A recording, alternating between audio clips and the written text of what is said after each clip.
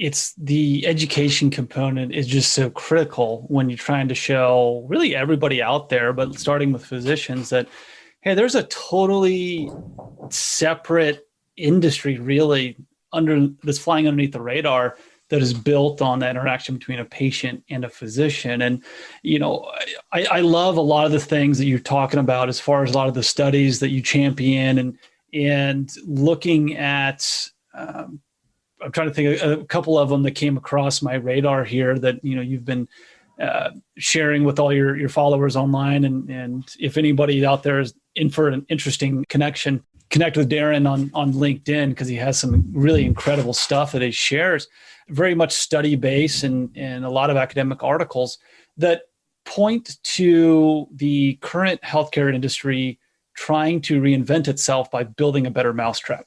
And that's the best way I can describe it is, again, going back to that circle of insanity that, well, we're going to try this. We know it doesn't work, but maybe if we cut costs here or cut reimbursements here, then it's going to start working.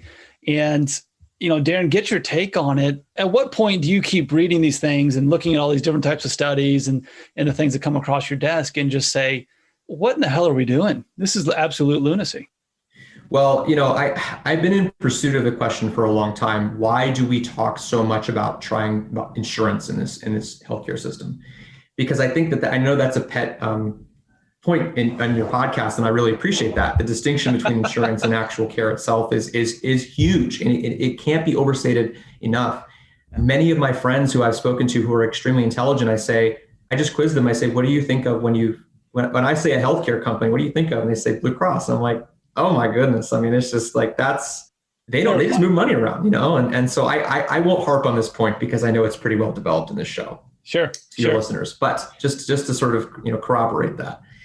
So much of the conversation around insurance, I think, is centered around that because that's the way that academics talk about it. So I sort of did my own personal investigation. I said, this insanity can't just be because, we're all caught in the system. There's nothing we can do about it. It must be in the way that we talk about it. And I think there's a lot of power behind language. I used to be a writing coach for 3.5 years at my undergraduate university.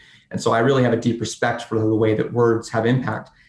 And I found that almost everybody who's been considered an academic on the subject of reforming healthcare has talked about it mainly in terms of insurance. And I finally came across an article that discussed it.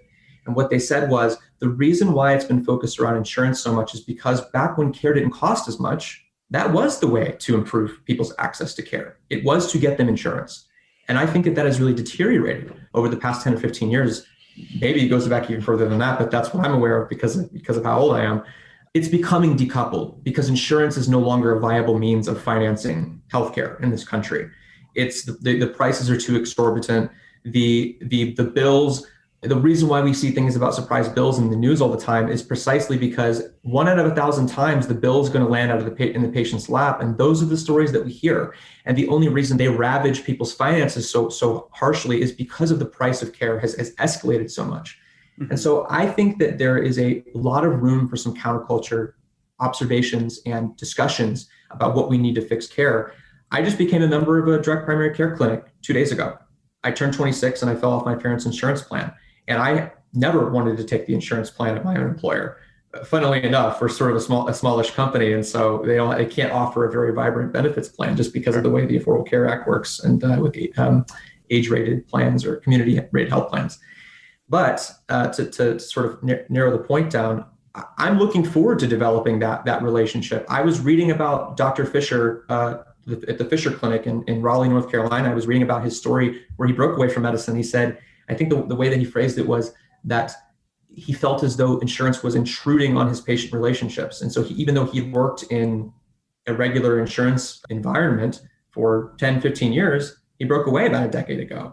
And I'm looking forward to talking with him more and having some of those one-on-one conversations about why exactly he feels that way and how all the dominoes fell for him to allow him to arrive where he's at.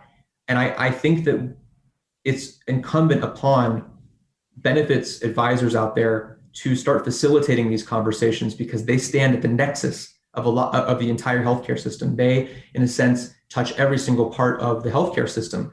And so they have the opportunity to broker quote unquote, those relationships between employers who are funding the health plan on behalf of their perhaps thousands of employees and the physicians who see them.